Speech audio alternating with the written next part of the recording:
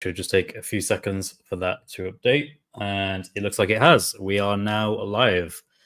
Hello, everyone. Welcome to Chris Speaker's Corner. This is a actual live stream, and I'm very aware I don't do many of those these days, but we have a very special guest with us. We have Saint Murad, who has been producing his own Quran translation as a native Arabic speaker, as someone who was once a Muslim, now is an ex-Muslim, now is a Christian. He has gone through the Arabic text, the Quran, and he has translated it in such a way that it totally bypasses the sin, the standard Islamic narrative, and it gets to the heart of what the actual text really says in a much more literal sense rather than paraphrasing or taking efforts to change the meaning here and there. So, yeah, thank you for being here, Murad. Would you like to give a brief introduction? I hope I did a semi-good job there, just the very basics. But is there anything else you'd like to add? Yeah, thank you for having me, Chris. This is a very good opportunity to talk with you. Just a minor change to what you have said. I am an ex-Muslim and now I am a theist, so I believe in God. But you could say maybe not a Christian yet. I'm I'm still looking into it. So this is just for the people so that they know what's going on. So this is the Well, first Lord thing, willing, and one day. yeah. So the presentation tonight will be about the sin, the standard Islamic narrative, and why it is wrong, and how the standard Islamic narrative understanding actually corrupts a Quran translation, because all the Quran translations take this into account for fact. So this is what I will talk about tonight. Sounds great. I'm aware you've got a presentation for us. If you want to dive straight in, Murad, I'm happy to get into that. If you want to present your screen. Yeah, I am sharing now. So Yep, we got it. That's yeah, it. is it We can see full it. screen? Yep, that's all good.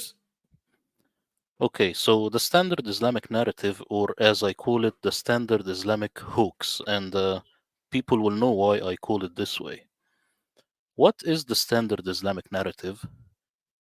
Well, you have the exegesis of the Quran, you have the Hadith, you have the biography of Muhammad, you have Asbab al-Nuzul, which is like reasons for dissension. This is like the literal meaning of the word, but people they translate it as why the verses were revealed or something like that.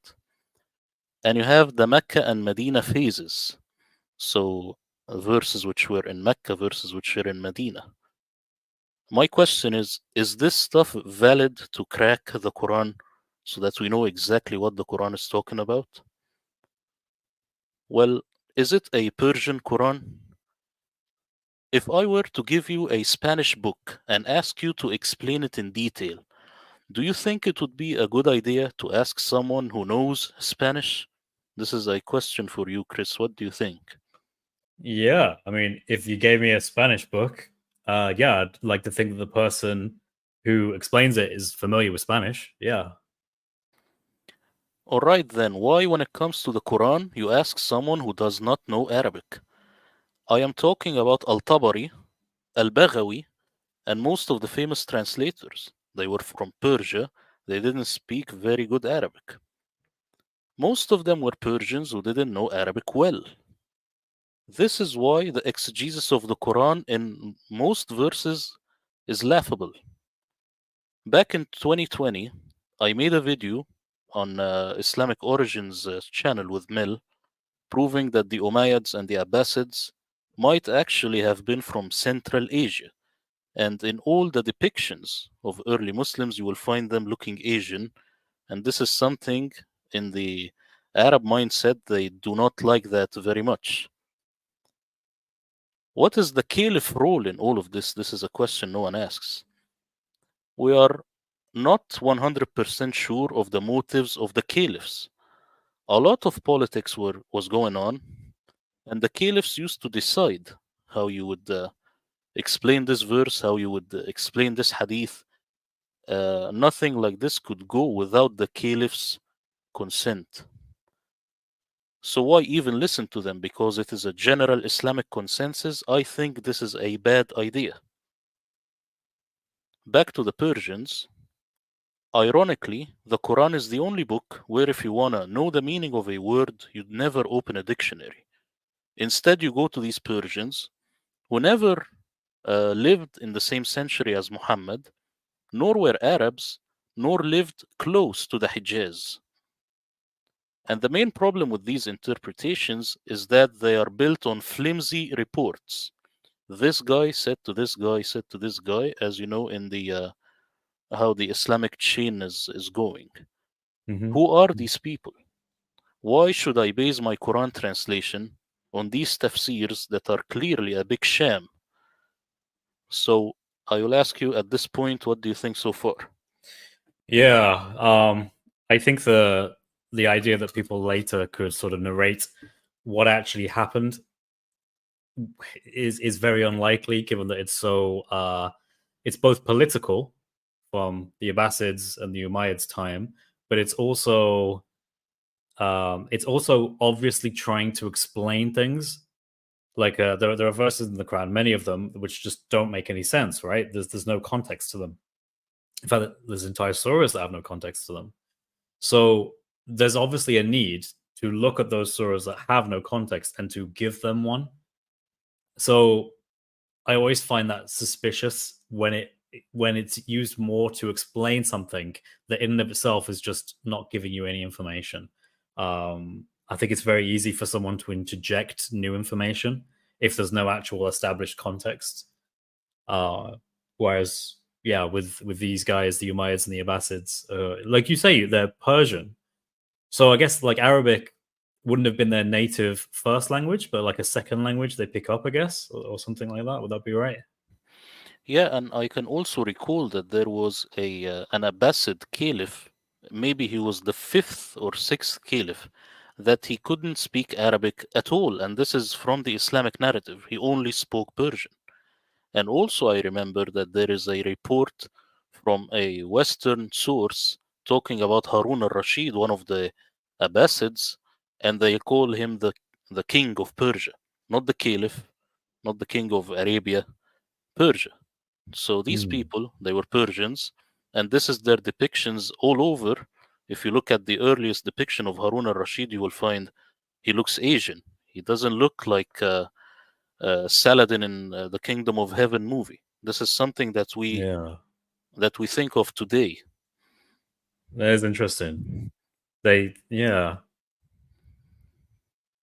We often forget just how much we think about the Arabic invasion of the Middle East, and we kind of think of it as Arabizing completely. You know, like one minute the Middle East is not Arab, next minute it is with the invasion of Umar or whoever it was. But we forget that there's obviously already established cultures there, and it doesn't just disappear overnight. So Islam and the caliphs and the Umar, they all have to merge with these cultures, and it's kind of interesting trying to figure out exactly what role that had. Yeah, exactly. But as you can see in this presentation, I am looking into the Quran and how all of this actually corrupted the Quran one way or another, because the Quran uh, it emerged from a different place than from these tafsirs. So it made these very big mistakes. Now, what is the SIN Quran translation, Standard Islamic Narrative Quran Translation? An overarching theme in Quran exegesis is anything the commentators do not know the meaning of in the Quran, they actually put it into the afterlife because they know that no one can come back to life and prove them wrong. This is a very sleazy marketing tactic. An example would be the word Kawthar in Surah 108, verse 1. They do not know what does this word mean. They say it is a river in paradise. This is pure comedy because, of course, this word has a Syriac meaning and it means something like uh, a lot of praying, abundance in praying, the way that the monks do. But because this word is not Arabic, it's Syriac, they do not know. So they used their Persian understanding to get closer to it and they say it's just a river in paradise, which of course you cannot prove it. That's really interesting because I'm aware of this particular verse because it's often used to claim that Muhammad knew he was going to be in paradise when he dies. Because supposedly they will, even though Muhammad isn't there in the text, his name is not mentioned there, they'll say that this is about Muhammad. And since it references rivers in paradise, this must mean that Muhammad knew he was going to get into Jannah. But that's interesting, knowing that there's actually a big issue with the very translation itself. Yeah, the translators, they're using the sin because they do not have any other alternative. Yeah. But but that's the reality, is that Kawthar is a Syriac word that has nothing to do with a river in paradise. Interesting. And also they say the phrase, the people of knowledge differed about this issue, about everything. When you ask today's Arabic-speaking Muslim apologists, why do Muslim commentators differ about every single issue in the Quran, they will say something like, this is because this is the mercy of Islam, or some stuff like this, which of course is very funny and Yeah. very illogical. It's very fluffy language, right? You know, it's emotional language. This is the beauty of Islam, or this is, it's okay, sure. Yeah, and of course you have a lot of experience in Speaker's Corner, and you have seen this stuff over and over again. But this comes from the tafsirs, comes from the exegesis.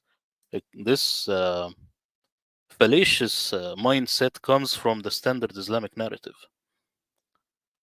So this is not because the Islamic exegesis is so ignorant about the Quran. This is the reality. That's why they say such weird stuff. They do not have access to the Bible. They do not have access to Syriac, Aramaic, Hebrew, all of this stuff. They were from Persian background, Zoroastrian background, and they didn't know what they were talking about, actually.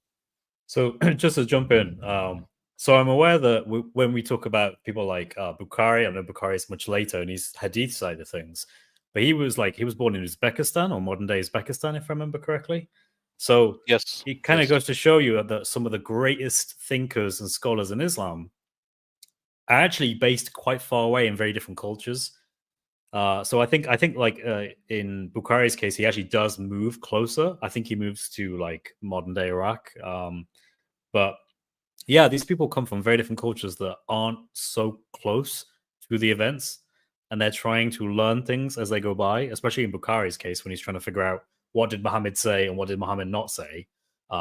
Being hundreds, if not thousands, of miles away is probably not a good starting position to find yourself in. Yeah, in this presentation, I will also talk about Bukhari. But for now, what I want to tell the people is that it's a very good idea to detach the Quran from anything that came after it. Not because I am a Quranist, like some people are Quranists, they want to save the Quran. No, this is not the idea. The idea is that now we know that the Quran came from further north, from areas around Syria, Palestine, areas like this. We know this from the text. But Bukhari and Al-Tabari and these exegeses, they came from the east. So they are not really related. This is something that we take for granted today, and actually it was finalized during the Ottoman times. So this is something that I will show after a while. So just this reply is very stupid or absurd. The reply that this is because the mercy of Islam, that they differed about every single issue. Even قُلْ هُوَ اللَّهُ أَحَدٌ, which is say that Allah is one, they differ about the issue. Just to jump in, Murad. Yeah. Hannah Summer, thank you very much for the donation. Means a lot to me. Thank you very, very much. And yes, I'm glad you can. Anyone who's looking, I've actually pinned the link to Murad's Quran translation into English. He's also got one that includes both an English translation and an Arabic translation. If I'm right there, Murad. And Yeah, exactly. Yep, there's now a link that is pinned. If you guys want to check that out, you can get it at his Buy Me a Coffee store. Okay, so another overarching theme in all these tafsirs or exegesis of the Quran is the phrase Allahu A'lam, meaning Allah is more knowledgeable, fraudulently translated, by the way, as Allah knows best. Actually, it's Allah is more knowledgeable. Allahu A'lam. Why do they use this phrase? It is not because they are humble, it is because they really do not know what the Quran is talking about. I mean, picture this. Someone says, "Excuse me, where is the nearest Starbucks?" And the other guy will say, "Well, basically, there are nine opinions." You will say, "You sir, you are crazy." I wasn't expecting that. But the same guy, he could ask me, "Where is the nearest Starbucks?" 61 9th Avenue. This would be my response. Why? Because I could actually trace the words I use in my Quran translation to the actual dictionary and to Syriac and to Aramaic. So this is a very different thing than the usual Quran exegesis. So now we will shift gears a little bit if you want to interject, or I could continue. So we'll talk about the Sunnah. Yeah, I'm fine. Yeah, keep going. Okay, so the Sunnah, it came actually from Transoceania, not Arabia. Here are al-Sihah al-Sitta, the 6 Sihah. Al-Bukhari, Al-Nisapuri, Al-Qazwini, Al-Ash'ath, Tirmidhi, Al-Nasa'i. So these people, Sahih al-Bukhari, Sahih Muslim, Ibn Majah, these people, the Sihah al-Sitta. Where was al-Bukhari born? Place of birth, Uzbekistan. Hey, I Nisapuri, was right. yeah. Nisapuri from Nisapur, Iran. Al-Qazwini, Iran. Just the name Al-Qazwini, it means the Caspian. So he's from the Caspian Sea. Al-Ash'ath, Iran. Al-Tirmidhi, Uzbekistan. Al-Nasa'i, Turkmenistan. So these people, they were born very far from where the Prophet of Islam supposedly appeared. Let's pinpoint these places on a map. Uzbekistan, Turkmenistan, Iran. And here is the Persian Gulf and the Caspian Sea. So you can see it's very far east. No one is from Arabia. Plus, oral traditions survive at the same area it was born in, like the indigenous people of America.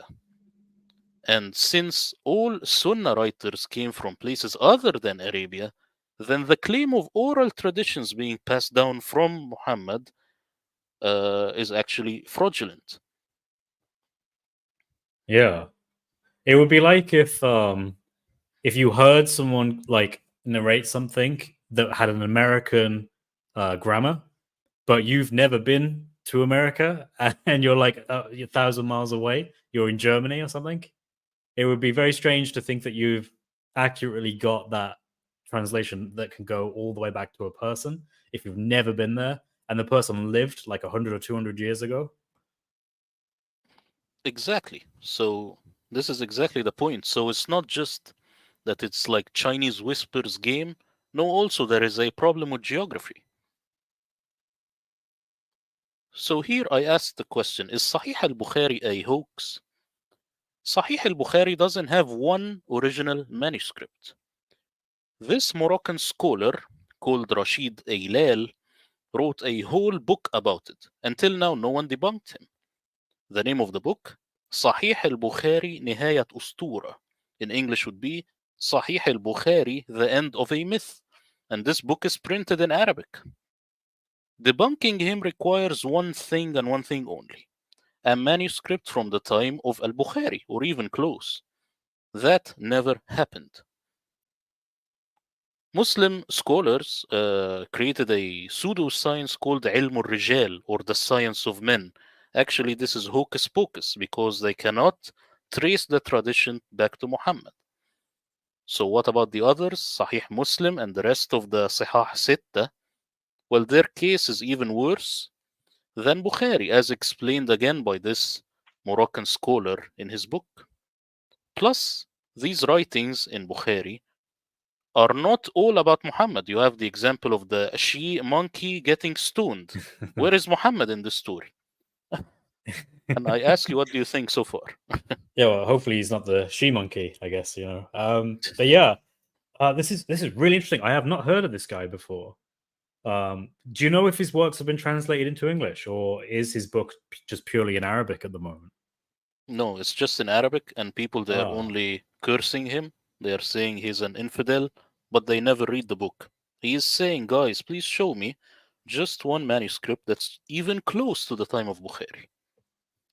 Yeah, I'd love to read this, but obviously I'm going to need some kind of translation. But yeah, that is amazing. I am aware of the manuscript problem with Bukhari. You know, he has these Sahih works that he produced with all the most authentic hadith and all the ones that he didn't write down that he destroyed, which I find very suspicious and difficult to accept.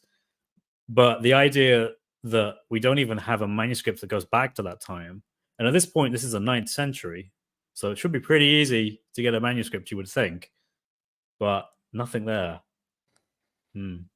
Yeah, this man, because of course I didn't put all the details in this presentation, but in his book he says the very first, like an equivalent to one volume of Bukhari, appears in the Middle Ages. And the finalized version of Bukhari is actually at the time of World War One. You see? World This War is, One. Wow. yes, where you have the entire Bukhari. So So I have yeah. something maybe that's related to this, because I learned probably about a month ago now. I was reading Gabriel Reynolds' book, The Quran and the Bible, and he basically, not too far into it, he actually explains. So you have Hafs and Asim, which is like the most common Quran for anyone who doesn't know. That's basically 95% of any Quran you pick up. Well, supposedly there's 4 different traditions of Hafs and Asim.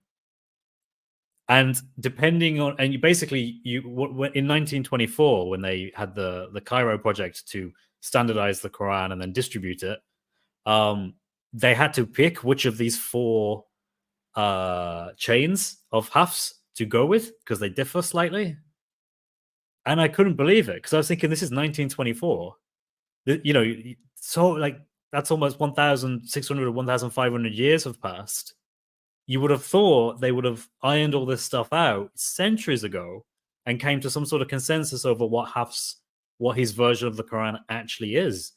But it was still up for debate.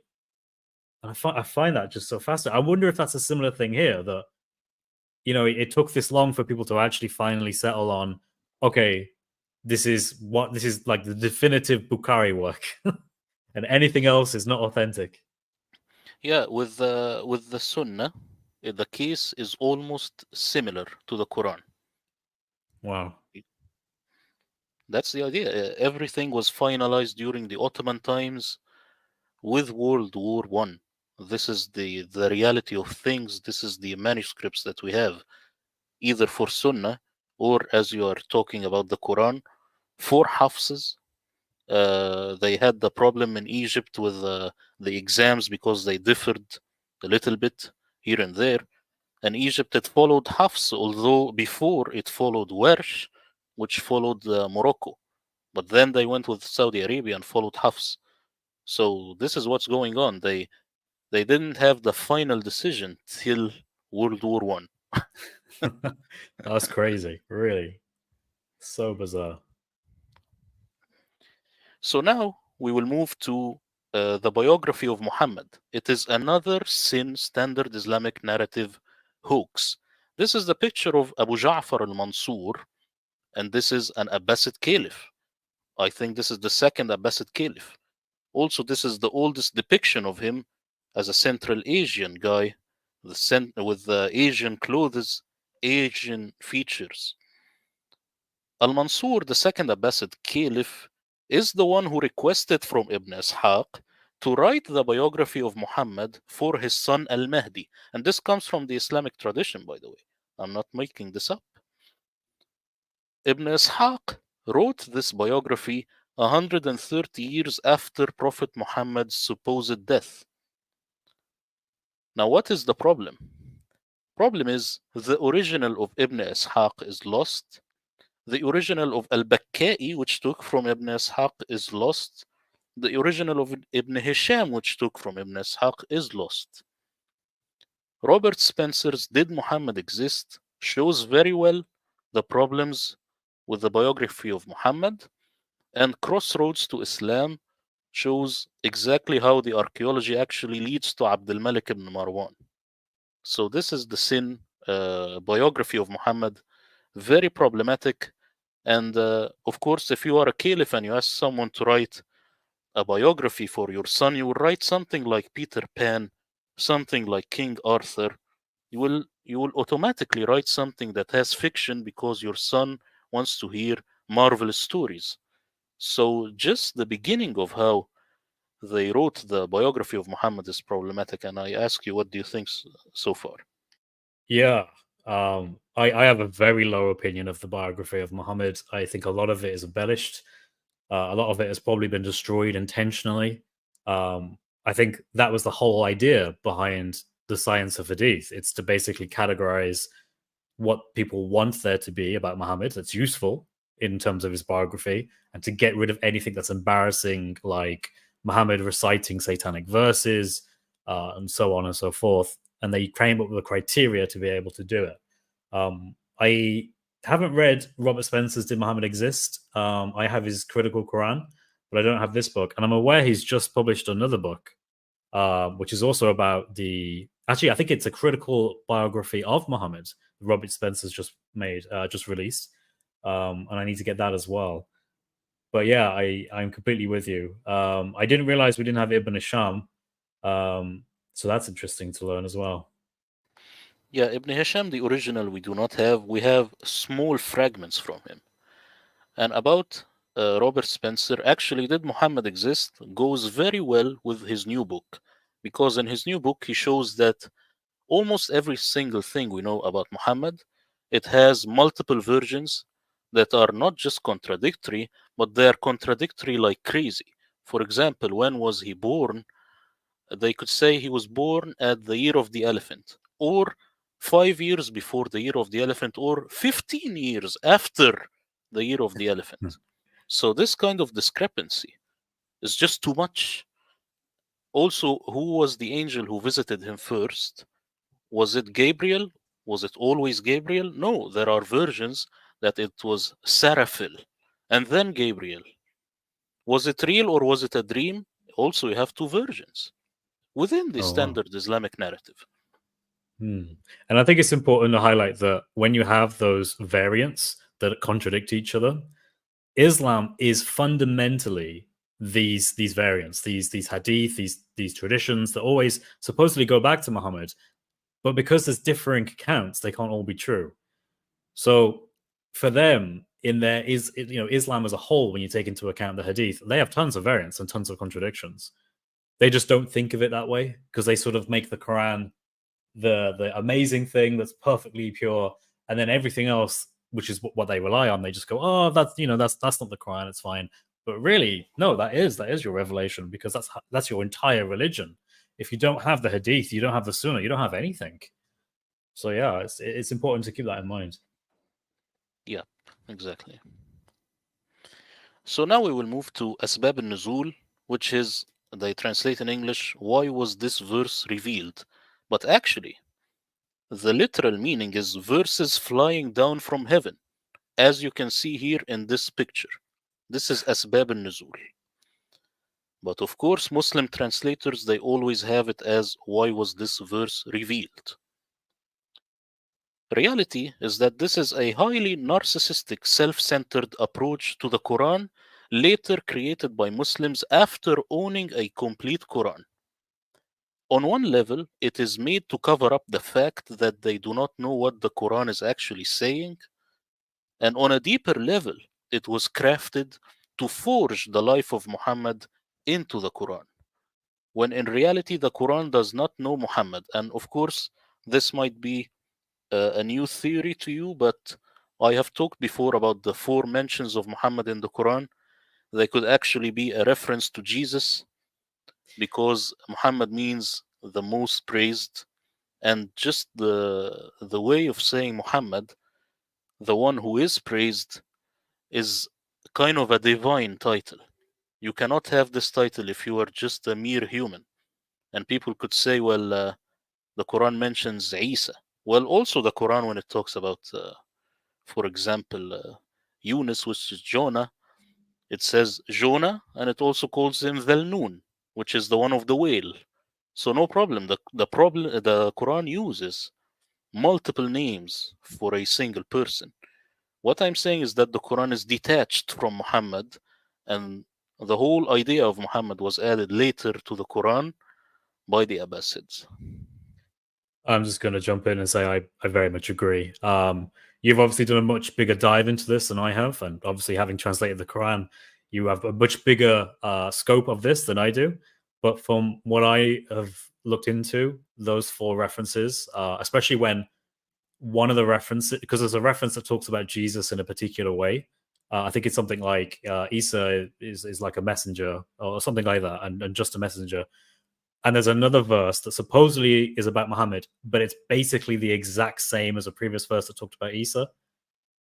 And I remember when you look at that, you think, oh wow, yeah, that looks like it's a very easy case to make that was originally actually about Jesus as well, but was changed. So yeah. Exactly. And also, someone told me, well, there is a surah called Muhammad in the Quran. What are you talking about? I tell him, you should look at the names of the surahs, because the original manuscripts, they did not have surah names. Also, look at your own tradition, because this surah, it used to be called Surah Al-Qital, meaning the surah of combat, not the surah of Muhammad. This is a later renaming of the surah, and actually a lot of surahs in the Quran are renamed, and this is within the Islamic tradition. And there are books. Remember when Hatun showed the 37 Qurans, there Yep. are other Qurans with different surah names, and they are very critical, because just the changing of the name shows what was being done to manipulate the text. Oh wow, I did not know you could still get them, like different Arabic Qurans with different surah names. That's interesting. One has Surah 17 as Surah of the children of Israel, not Surah Night Journey, because it is about the children of Israel. It's about Moses. It has nothing to do with Muhammad. And this I have a photographic evidence in one Quran, which actually has it as Bani Israel, not Surah Night Journey. So this is a very powerful example, you see? Yeah, that is amazing. Wow.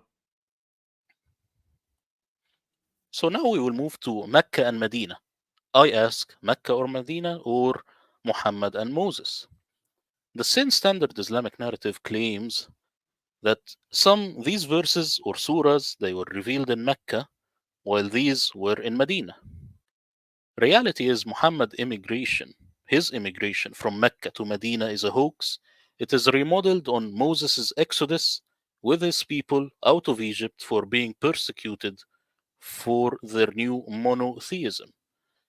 The details of this scam are not to be discussed here, but I have made a long video with Jay Smith talking exactly about how this was done. And in reality, they never used the word Hijri for dating the Arabs. If you look at the Muawiyah and how they used to date, they say according to the years of the Arab, not the years of the Hijra. The word Hijra came close to the medieval times. So it's also new, this Hijra idea. Also, the Yathrib, it was renamed to Medina in the medieval times. You see? Interesting. Yeah.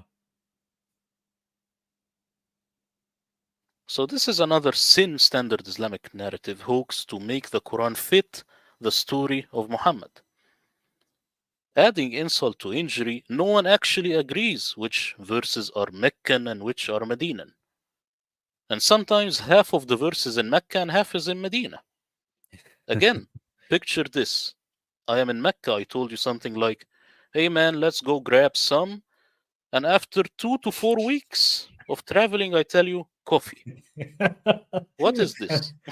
I've always wondered. It is kind of because I've heard that he said a little bit of the surah in Mecca, and then he said the rest of it in Medina, or sometimes it's even more like this little bit in Mecca, this little bit in Medina. Then, and it gets quite strange in thinking on why revelation would come that way. But yeah, this is a funny illustration about how it's all split up like that. Yeah, so the easier explanation is that this is just a lie. Yeah, I do think I would agree that we should probably discount the Meccan and Medinian distinction in the Quran because it isn't helpful.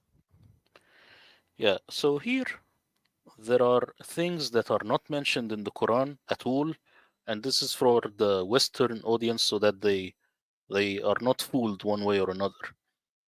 Hijrah, specifically from Mecca to Medina, this is not in the Quran. Isra and Mi'raj, which is fraudulently translated as the night journey, it is not in the Quran. You do not have these words. Well, yes, you have them, but you have them here and there. You do not have them together, implying that there was a night journey for Muhammad to the seven heavens. It's not there. The doctrine of abrogation, it is not there. The word nasakha in my translation does not mean abrogate. How can I know? I will show you in this presentation. The black stone, not mentioned. Ashura, Muhammad's wives.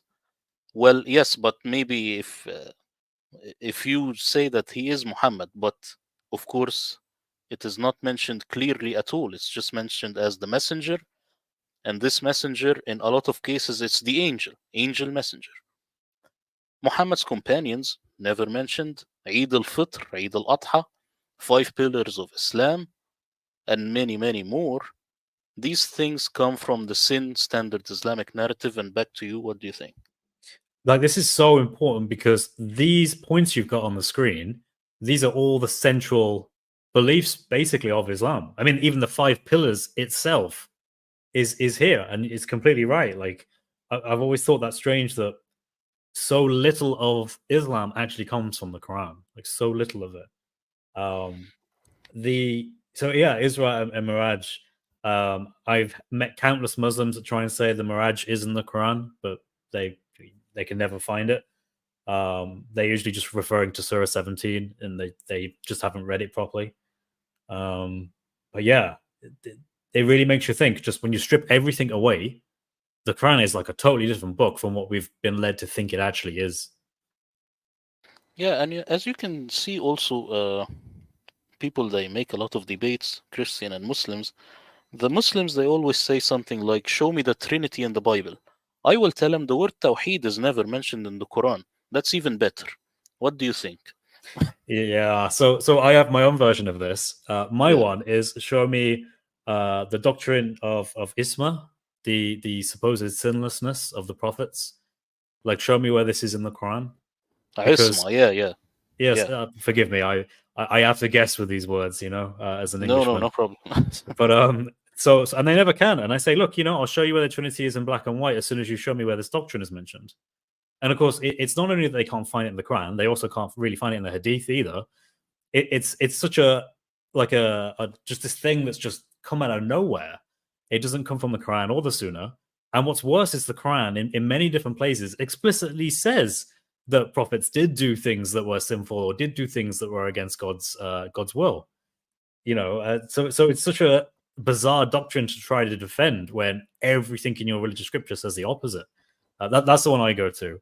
But you're right. There's a ton of these. A lot of people go to Tawheed, or explicitly where Jesus says, or Isa says he was a prophet. Where it says to pray 5 times a day. The Shahada in the exact formula. Yeah, all these kind of things.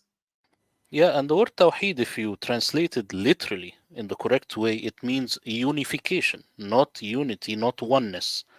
And just from this word, you could actually trace back Islam, that it might have been a Christian heresy.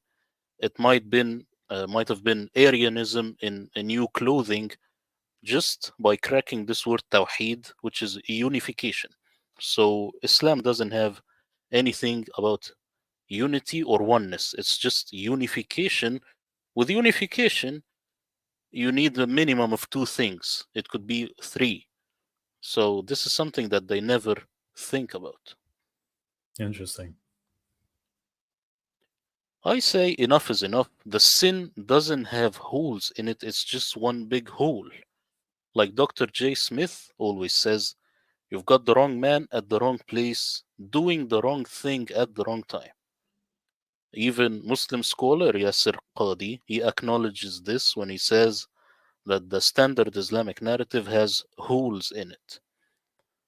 Don't worry, I will barbecue the sin on my channel. If people are interested, they could subscribe. So, the sin, I say it is a hoax. These tools, they are not valid to crack the Quran. If you want to know exactly what the weird verses in the Quran are saying, you cannot use such material which came way too late, way too far. You would need to look at material which came before the Quran. Actually, the Quran itself says, اسألوا أهل الذكر إن كنتم لا تعلمون, which would be, ask the people of the remembrance if you did not know. And by the remembrance, if you see this word in all the Quranic contexts, you will find that this is the Torah, which would be the Jewish scriptures. It's telling you, talk to a rabbi, talk to a priest, because they know these stories. They are the ones who will crack me as the Quran. That's what it's saying. But of course, Muslims today, they will tell you, ask the Imam. There was no Imams, there was no Shuyukh. This is just a new invention that came much, much later. And now I will ask you, what do you think so far? Because I will go to the Muslim and non-Muslim Quran translations. Yeah, absolutely loving this. This is really, really good stuff. Yeah, let's keep going.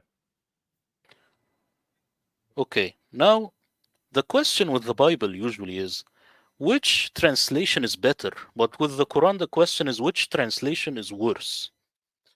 Quran translations are so bad and deceptive that there is an online meme. They say this is the science of bracketology, because in the Quran you have more brackets than you have the actual text, because they could never give you the bare Quran, because you will know that it doesn't mention Muhammad. So they have to keep shoving him in there.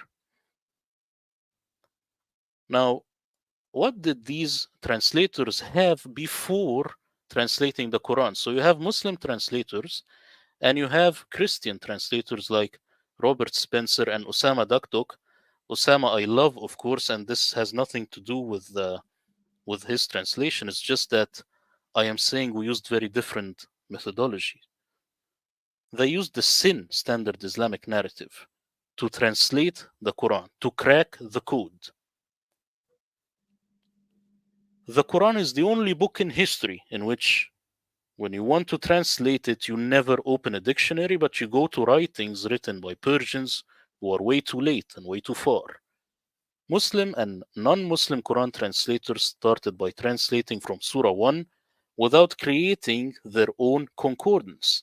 This is evident from their lack of consistency in word choice. In reality, the Quran is very poor in vocabulary. So when you read it in English, you will feel that it has very rich vocabulary when this is not the case. Here, we will look at how the sin corrupts a Quran translation. This is the famous verse which is about abrogation. It says, ما ننسخ من آية أو ننسها. ننسخ, they say abrogate. Almost every single Quran translation uses the word abrogate a verse. This is sad because if you look at this same word, it's mentioned 4 times in the Quran. ننسخ, and here أخذ الألواح في نسختها فينسخ نستنسخ. 4 mentions. The Arabic word نسخ has a common theme in all these contexts. Did they know the common theme? No, they didn't. That's why here they will say abrogate. And here they will say transcribe. And here they will say write. And all of this stuff. Why? Because they didn't create their own concordance. They didn't put a lot of effort and time to see exactly what this word means. I say it is not abrogation. People will find this in my translation. They will be shocked from my translation, of course. Ayah is not a verse. The Quran doesn't have the word verse. This comes from their obsession with the Bible. Let me tell you, Muslim translators are obsessed with the Bible, and I said this in another presentation. They have this biblical language in their mind, and they superimpose it on the Quran. The Quran is not the Bible. It doesn't use the word sin. It doesn't use the word verse. It doesn't use these religious words. It uses other language, more secular language, more business-like, business-oriented language. Very different. Like in the Bible, you have the word recompense. For example, the Quran has, in my translation, remuneration, or something like paying for a job. This is what the Quran is using, business words. Before I move on, I will ask you, what do you think? Yeah, I mean, this is huge because their whole way of understanding Revelation hinges on Surah 2:106. That verse where it talks about things can be abrogated. You know, Allah can reveal one verse and then be like, nah, you know, this was fun for a while, but now I want to bring something equal to it or better than it. And if that really isn't what is meant here, then that has like tsunami waves of an impact on the religion of Islam and how people understand it. Yeah, the doctrine of abrogation, why it was crafted, it was to open a hole so that you can abrogate the whole of the Quran if you like. So they will say, well, there are hadith that could abrogate a verse in the Quran. Now you are creating a new religion. But in the Quran, this word, it does not mean abrogate. Nasakha is making a copy. It is not abrogating. Nasakha, make a copy. If I say I have a nuskha, I might have a version. I have a different copy, something along those lines. You see, this has nothing to do with abrogation. This is the doctrine that came later. Yeah. So here again, ما ننسخ من آية. Here you have Osama Dakdok translation, you have Robert Spencer, and you have Sahih International. You will find that they will say abrogate a verse or revelation. Do you see any difference between Muslim and non-Muslim Quran translations here?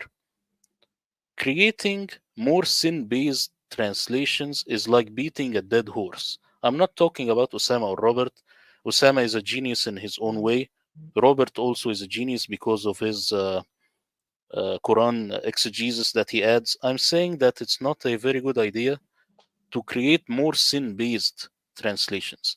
We need to get out of the sin, because in my translation, you do not have verse or abrogate. And I have a very powerful case I could show you in every single context why these words are not what the author is intending. For example, here you will have Robert and Osama, they will say jihad means fight the infidels. I say jihad used to mean exert effort. This is without the sin. With the sin, it is holy war or fight the infidels. It's as if they are saying gay only used to mean homosexual, and I am saying, well, in the 50s, that used to mean happy, flamboyant. Now it strictly means homosexual. That's what I'm saying. That's the difference in methodology, the difference. That's what the sin is hiding. It's hiding this primitive meaning in the Quran. That's why I say they are oranges and I'm an apple, because we are different. We just use a different methodology. They are using what Muslims today believe. I am using what the Quranic author maybe intended and was lost to the sin. So here, the Muslim translators, this camp will say something like the Quran can't be 100% understood, but it is from Allah. And this camp says the Quran cannot be 100% understood because it's from a madman or because it's corrupt, something along those lines. But they are both relying on the sin.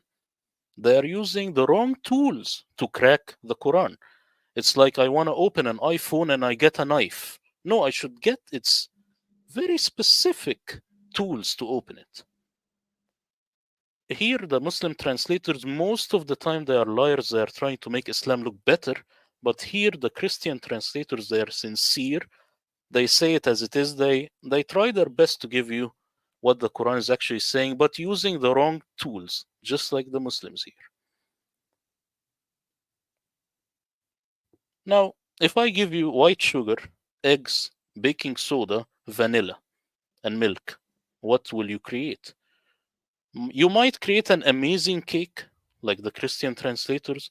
You might create a horrible cake, like the Muslim translators. But in the end,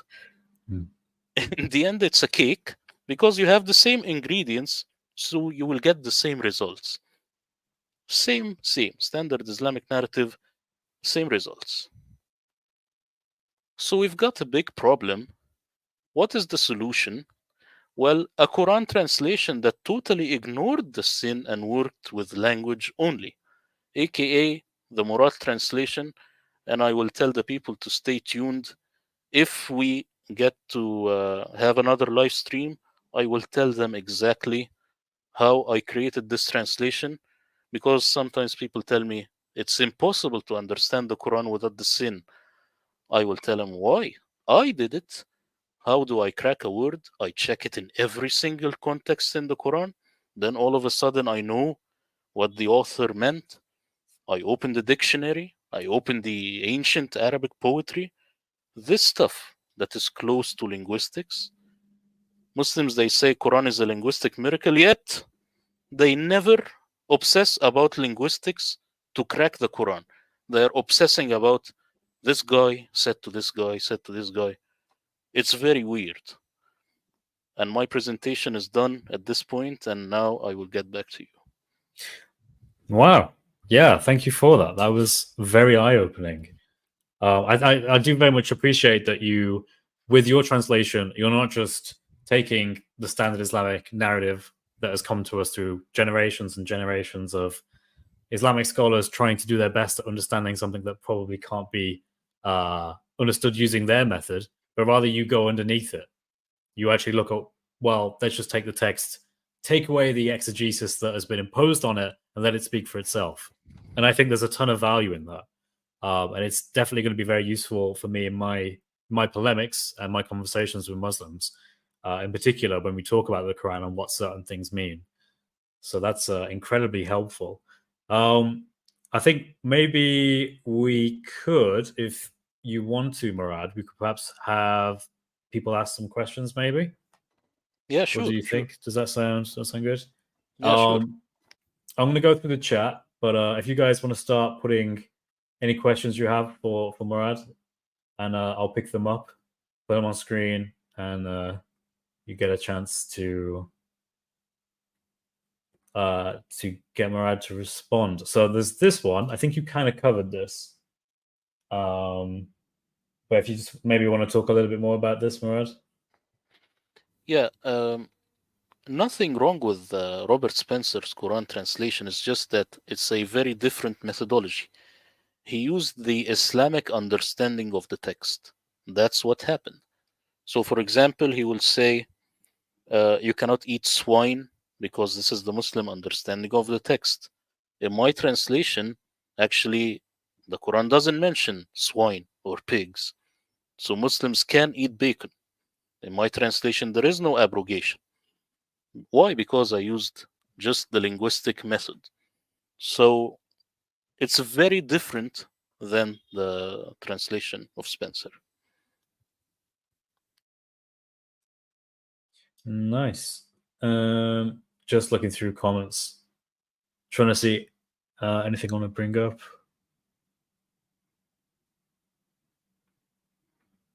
Can't see any questions yet, guys. Oh, wait. No. I think there were some questions a lot earlier in the stream. But it's there's a lot of chat. We managed to hit 200 people live at once, which is pretty amazing.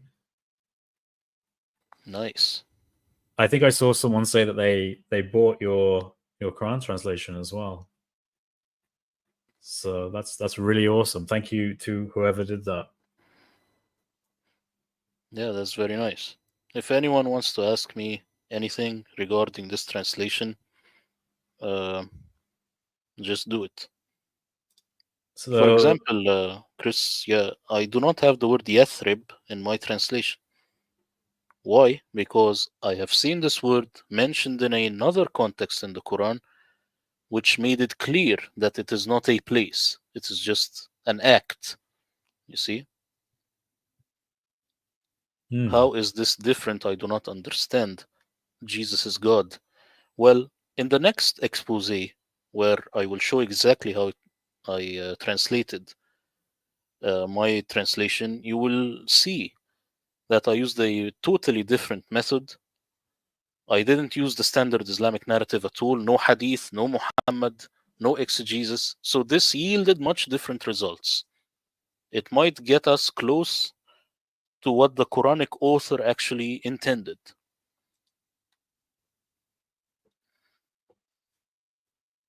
So Human Kirk asks, so when can we expect this new translation? Well, they can buy it now. It's in the link. I think the link is in the chat. But the official expose on my channel will be on the 1st of November. This is if you are skeptic and you just want to see exactly how I did my translation. First, you can check it. But if you want to get it now, just get it from the link in the chat and in the description. I would encourage you all to do that. I have a copy myself, so I would very much encourage you all to do the same because it is an amazing translation and very useful for your conversations with Muslims or just for study. Hannah Summer says, is there a place where we can get your semantic and grammatical explanations? Well, all of that will be in my expose on my channel and in future videos. But in my translation, I do not add any commentary, and this is something that you will never find. Any Quran translation, you will find very few brackets here and there, or some form of commentary. That's because they want to add Muhammad in the mix. So mine, it does not have that. It's just a pure translation. Nice. Voni says, for Saint Murad, since your translation ignores abrogation rules, then what does it imply if not abrogation? And can you give an example? Well, as I am saying, the word nasakha, it means make a copy. It's talking about signs. Ayah is sign, it's not a verse. So it says that the Quran doesn't duplicate a verse or cause it to be forgotten. That's what it's saying. So this is in my translation. And I have the backing of the Arabic dictionary. If you just say nasakha in the Arabic dictionary, and actually, Chris, there is something very funny. Within the dictionary, it will tell you nasakha means make a copy or have another version or make a duplicate. But Islamically, it means abrogate. That's pretty amazing. Yeah. Wow. What is this? You see? So we have Prima Scriptura says, what is the best lexicon available English readers can use in reading the Quran? To be honest, I do not think there is one. That's yeah. Yeah. I was on this view as well. I know that there has been a lot of difficulty in actually producing a sort of scholarly accepted critical lexicon or even a concordance as such, because there's just so little interest in doing it, bizarrely.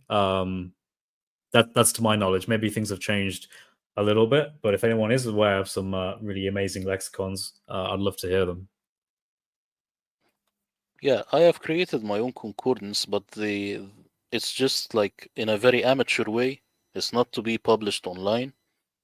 But this concordance, it took every single word in the Quran and checked every single context it's mentioned in the Quran.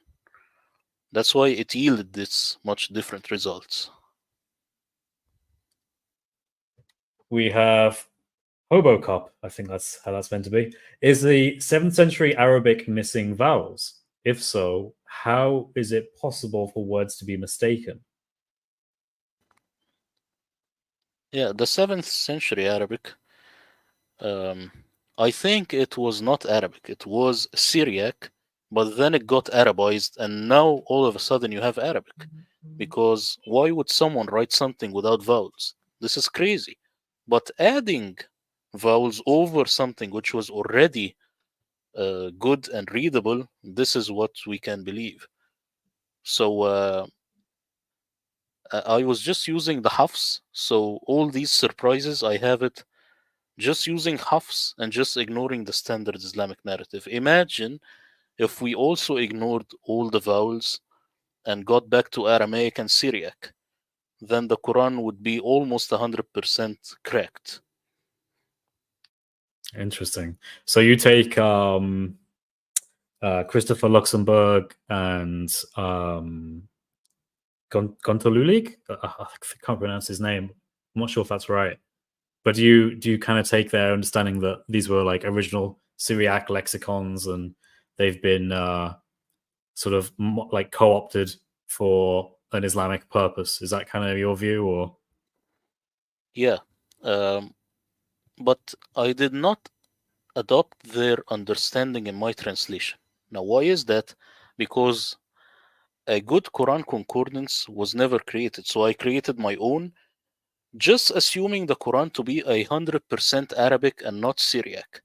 So that if I create another translation in the future, now I can judge if Christopher Luxembourg has the right word in Syriac because I already have my concordance. Because Luxembourg could say something now and I could just believe him blindly because I did not do my own homework. So that's why this translation that I have done is critical because it will serve as a future for another translation which will have the Syriac and Aramaic layer. This is like a stratas of in the rock. So the Aramaic strata, you cannot work just from the Aramaic strata without doing the work with the Arabic, the original Arabic, or the final Arabized, as I say, the final Arabized Hafs. So, the question for me, Crystal Speaker's Corner, will you read it live for charity? This is Dejan Petrovanik. I've probably absolutely butchered your name, so very big apologies if I have. Possibly, that is a good idea.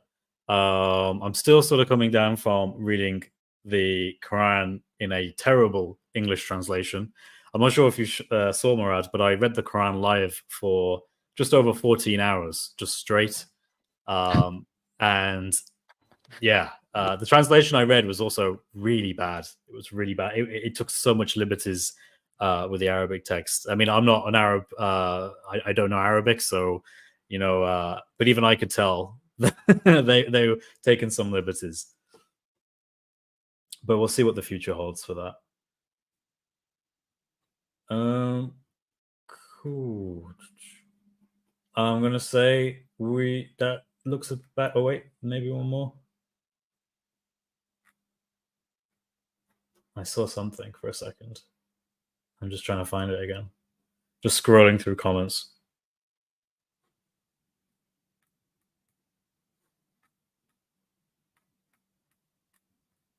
Mm-hmm.